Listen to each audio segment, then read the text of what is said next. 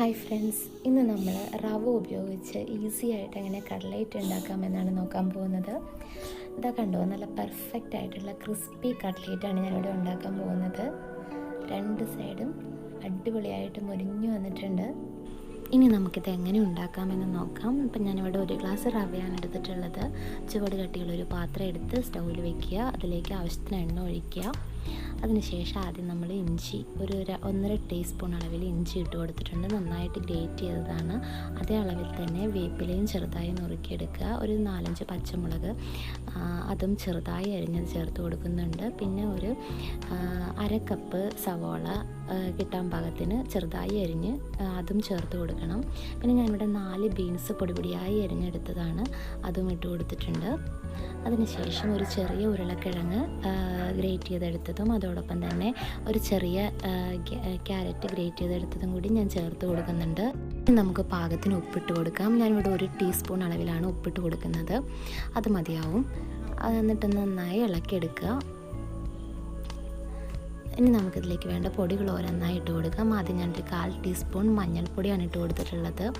അതൊന്ന് ഇളക്കി യോജിപ്പിച്ചതിന് ശേഷം കുരുമുളക് ഒന്ന് ജസ്റ്റ് ക്രഷ് ചെയ്ത് അതും ചേർത്ത് കൊടുക്കുക. ഒരുപാടൊന്നും പൊടിക്കരുത്, ജസ്റ്റ് ഒന്ന് ക്രഷ് ചെയ്താൽ മതിയാവണം, ഒന്ന് കടിക്കാൻ കിട്ടണം. പിന്നെ 1 സ്പൂൺ മുളക് പൊടി ഇട്ട് കൊടുത്തിട്ടുണ്ട്. ഇനി നമുക്ക് 1 സ്പൂൺ ഗരം മസാലയും കൂടി ഇട്ട് കൊടുക്കാം. അത്രയും മതിയാവും. അപ്പോൾ ഇതൊക്കെ നന്നായി ഒന്ന് കുക്കായതിന് ശേഷം നമുക്ക് ആവശ്യത്തിന് വെള്ളം ഒഴിച്ചു കൊടുക്കാം.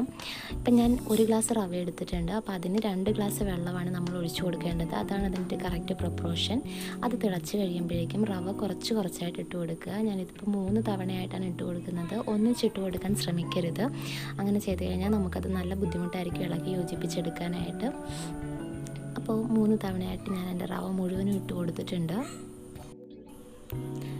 ഇനി നന്നായി ഇളക്കിയെടുക്കുക. ഇതിന്ന് ടൈറ്റായി വരണം, അതുവരെ നമുക്ക് ഇളക്കാം. ഇത് ഏകദേശം റെഡി ആയിട്ടുണ്ട്. ഇനി നമുക്ക് തീ എടുത്തിട്ട് ഒന്ന് റെസ്റ്റ് ചെയ്യാൻ വെക്കാം. ഒന്ന് തണുത്ത് വരണം, എങ്കിൽ മാത്രമേ നമുക്കിനി ആ കട്ട്ലേറ്റിൻ്റെ ഷേപ്പിലേക്ക് ആക്കിയെടുക്കാൻ പറ്റുള്ളൂ. ഇതിപ്പോൾ തണുത്ത് വന്നിട്ടുണ്ട്. ഇനി വൃത്തിയുള്ള ഏതെങ്കിലും ഒരു ഡപ്പയുടെ അടപ്പ് ഉപയോഗിച്ച് നമുക്കിത് കട്ട്ലേറ്റിൻ്റെ ഷേപ്പിലാക്കിയെടുക്കാം. ഞാനിവിടെ മിൽമ അടപ്പാണ് ഉപയോഗിച്ചിട്ടുള്ളത്. അത് നന്നായി കഴുകിയെടുക്കുക, എന്നിട്ട് വേണം കേട്ടോ ഉപയോഗിക്കാൻ. ചിലപ്പോൾ നെയ്യുടെ ടേസ്റ്റ് കയറി പിടിക്കും. ഇനിയിപ്പോൾ ഇത് ഓരോന്നായി എടുത്തിട്ട് മുട്ടയിൽ മുക്കി ബ്രെഡ് ക്രംസിൽ ഇങ്ങനെ ചുറ്റിച്ചെടുക്കുക. നല്ല രീതിയിൽ അത് ഫുള്ളായിട്ട് കവറാവണം, അങ്ങനെ എടുക്കുക.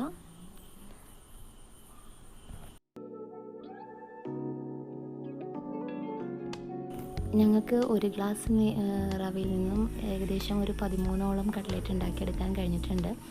അപ്പോൾ ഇതിപ്പോൾ ഞാൻ പകുതി ഉണ്ടാക്കി വെച്ചിട്ട് അത് കുക്ക് ചെയ്യാൻ പോവുകയാണ്. അപ്പോൾ നമുക്കിതിങ്ങനെ തിളച്ച എണ്ണയിലേക്ക് ഓരോന്നോരോന്നായിട്ട് ഇട്ട് കൊടുക്കാം. ഹൈ ഫ്ലെയിമിൽ തന്നെ വെക്കണം. ഹൈ ഫ്ലെയിമിൽ വെച്ച് ഒരു 1.5 മിനിറ്റ് മതിയാകും കേട്ടോ ഒരു സൈഡ് കുക്കായി വരാനായിട്ട്. ശരിക്കും അത്രയും വേണ്ടി വരില്ല. ഇടയ്ക്കൊന്ന് തിരിച്ച് നോക്കണം, പെട്ടെന്ന് വാങ്ങിപ്പോകാൻ സാധ്യതയുണ്ട്. അപ്പോൾ ഇടയ്ക്കൊന്ന് നോക്കുക. എന്നിട്ട് ഒരു സൈഡ് ഗോൾഡൻ ബ്രൗൺ ആയി കഴിയുമ്പോഴേക്കും നമുക്ക് തിരിച്ചിട്ട് കൊടുക്കാം. അങ്ങനെ തിരിച്ചു മറിച്ചു വിട്ട് നന്നായിട്ട് കുക്ക് ചെയ്തെടുക്കുക. നല്ലതായിട്ട് ഫ്രൈ ആവണം.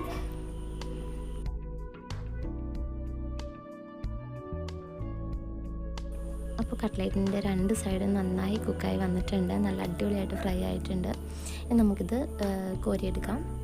അങ്ങനെ ബാക്കിയുള്ളതും കൂടി കുക്ക് ചെയ്തെടുക്കുക. എന്താ കണ്ടില്ലേ, നല്ല പെർഫെക്റ്റ് കട്ട്ലേറ്റ് റെഡി ആയിട്ടുണ്ട്.